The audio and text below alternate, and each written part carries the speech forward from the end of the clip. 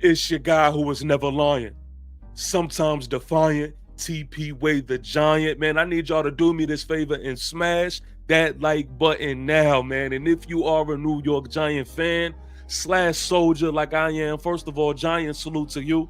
And most importantly, let's subscribe, subscribe, subscribe. Let's get into it.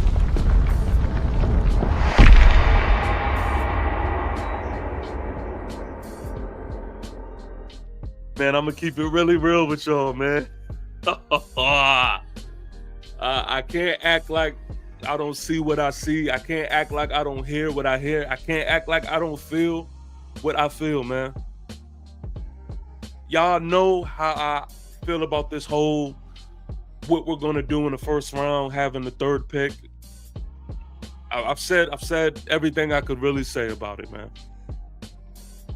I want my franchise quarterback in a Shedeur Sanders. You know, I love me a Cam Ward. I just don't think Cam Ward is even an option at this point, but I'll just say that for the record. There is value, man. There is so much value in having your long-term answer, but your franchise quarterback. It is so easy to get distracted on looking at what is what now, but I am talking about creating something substantial. I am talking about creating something that is going to be the best for us in the long run. That's how I'm thinking. I know that Shedeur Sanders can be a part of that and he can lead that. But that's neither here or there. Y'all already know how I feel about that. But as of right now, man, me in this front office, I do not think that we're here, y'all. I don't think they necessarily see it the way I am seeing it. I do not feel like they are going to follow through and get Shedeur with this third pick, man. Oh my God.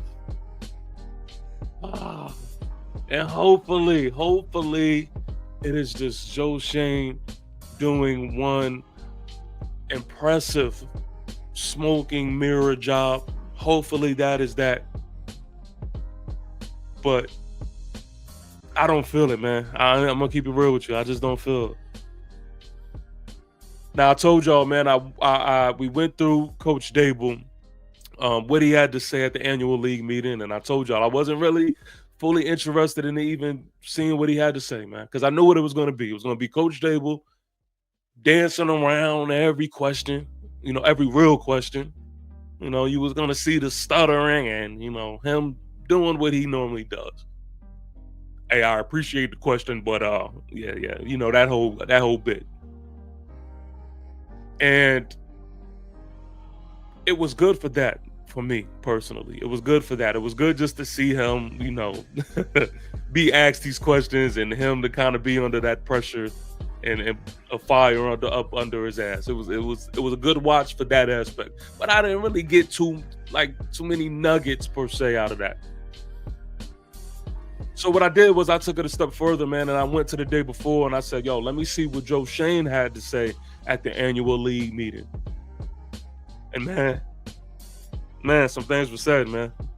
Some things were said. Now, there's some other things on why I, low-key think as to why they're not going to pick Shedeur Sanders, but what he said at the annual league meeting, man, there's some key things, man, that I feel like is worth mentioning. So, again, shout out to Dan Solomon, man, because he also put your key notes on the New York Giant website from that presser, and you could go read all of these notes here, and you get a gist of everything that was pretty much said and mentioned. But we're not gonna go through the whole thing, man. I just want to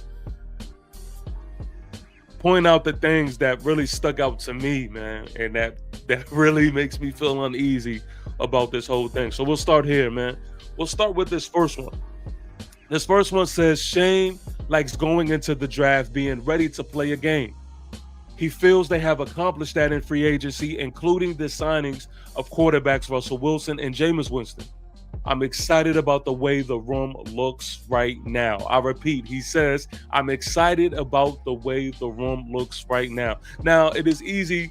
It's two sides to it, Some people could read this and say, yo, P, stop tripping. Like, All he is saying is he did the correct measures to say that if Shador Sanders doesn't fall to the New York Football Giants, we have an insurance policy. We did enough.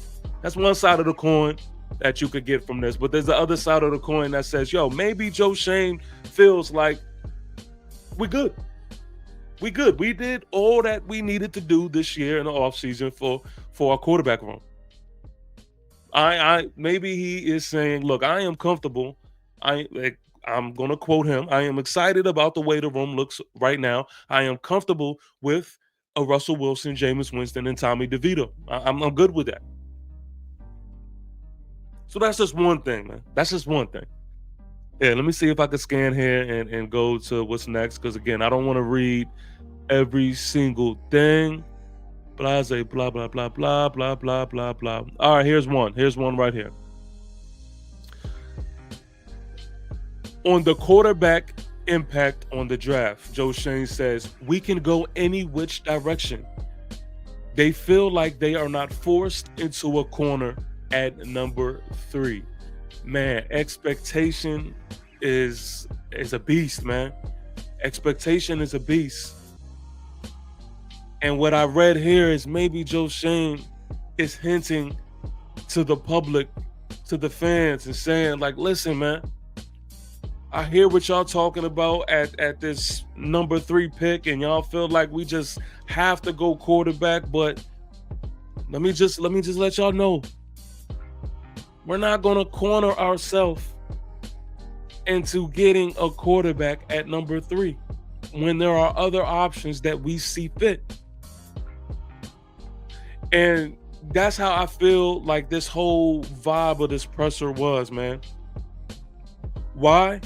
Because I'm gonna go to another one, man. I'm gonna go up to another one. Here's another one that he says right here that I'm gonna highlight. The next note says, asked about the possibility of moving up to number 1. Shane stressed that teams are still gathering information. It's incomplete still for all the teams. Some of the top players haven't even worked out yet. And when he said this, he was saying that he was speaking about the players that he believed that whoever asked him this question was speaking about, which was quarterbacks. So he is further letting it be known, like, look, man, y'all see it one way, but I don't see it how y'all are seeing it. But that's just that. Look, trust me, this is just a piece of it. This is just a layer of it. He further digs deeper and deeper into the hole, man. Here's the next one. Joe Shane says, you want to be able to plug in a quarterback for the next 15 years, but there's got to be one available. They've got to check a lot of boxes. Man, if I wish I had a bomb right here, man. This is a Funk Flex bomb right here. This is a Funk Flex bomb right here. I'm going to read it again. There's got to be one available. They've got to check a lot of boxes. Now, again, maybe this is Joe Shane giving you the whole smoke and mirror thing and falling to the narrative of what is being said about Shador Sanders. Maybe it's him doing that, playing mental games. But just maybe he truly believes what a lot of other people believe, and that is Shador is not that. Maybe he believes that Shador is not that. For you to pick a Shador over a Travis Hunter or whoever. Oh, man. To further dig the hole deeper, let's go to the next one. Joe Shane says, if the value is right, they can take a quarterback past the first round. What if there is not a guy? Shane won't take a quarterback just for the sake of it. Oh my God. This is not what I want to hear, man. This is not what I want to hear. I mean, I'm telling you, he is just further and further just digging that hole and just saying, man, and just really putting the emphasis on the narrative of there not being a quarterback that is worth that high draft pick. Asking, what if there is not a guy? Oh my God. Saying Shane won't take a quarterback just for the sake of it.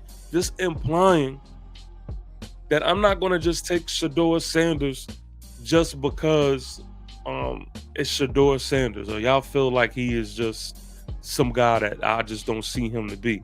Yeah, like maybe I will get Shador Sanders if I'm able to trade up for him, maybe in that later first round, maybe get him at a later pick, or just maybe, him saying that he's a second round quarterback. Maybe it's to go as far as to say that. But this right here, man, is super, super duper telling. I want to point out this one too. Joe Shane says there is historical value in meeting with draft prospects, even if you don't draft him. They store the information for future decisions and free agency or possible trades. That carries forward. Now, there is some truth to this, but Joe Shane, man. This is. We're not in this position, man. We are not in a position to really have this type of mindset like this. I want the position to, man, let's go get our guys, man. Go get whoever we need to get. No, go get them this year. Let's not wait. Go get them. And no, I don't think this statement has necessarily to do with a quarterback, because quarterback is a little different. It don't really work like that. But yeah, man. Let me go to the next one, man, and then this is the last one, and then this is it for me. This is Joe Shane saying the Giants are trying to build something sustainable, which is my whole point. Shane feels like there is a core group of players that will be together for the foreseeable future. That is why you go get your franchise quarterback, Joe Shane. Come on, man. You said it yourself. You're trying to build something sustainable. That part we agree with. But you have let it be known. You have told everybody how important the quarterback position is. You've told everybody that everything stems from the production of the captain of your offense, your quarterback.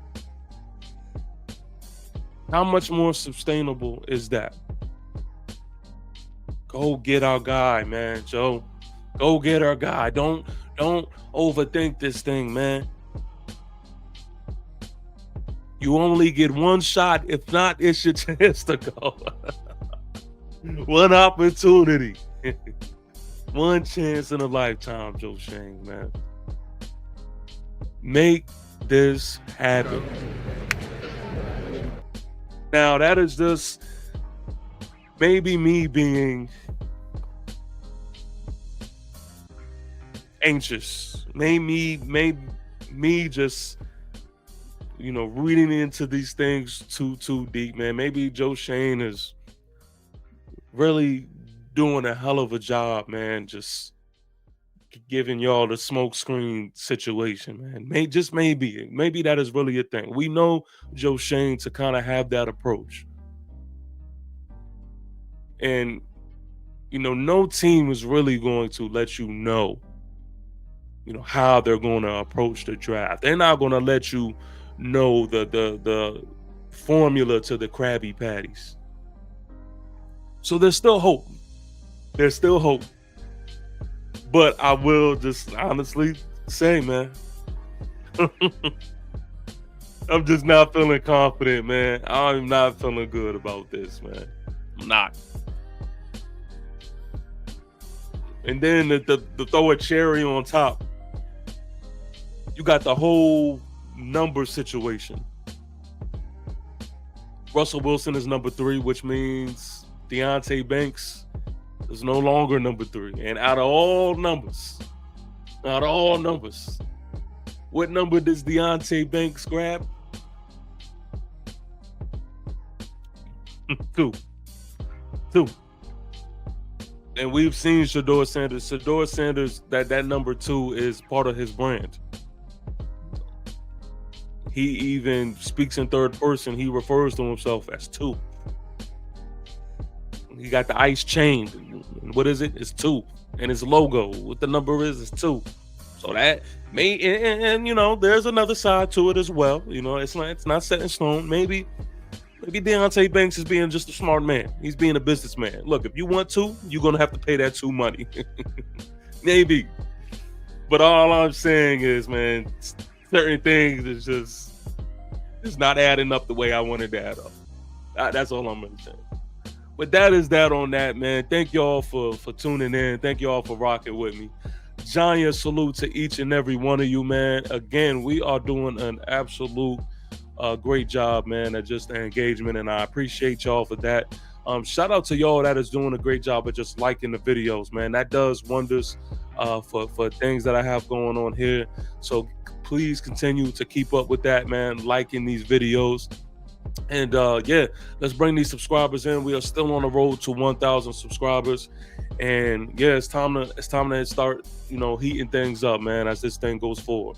Again, giant salute to each and every one of you, and until next time, peace. Too official, through the flag, blew the whistle, 3 words, 2 initials, T.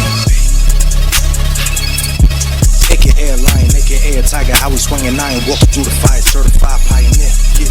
Keep applying pressure to the foes, going closer than I pit, closer than my dish. Yeah. TPWAY the giant here.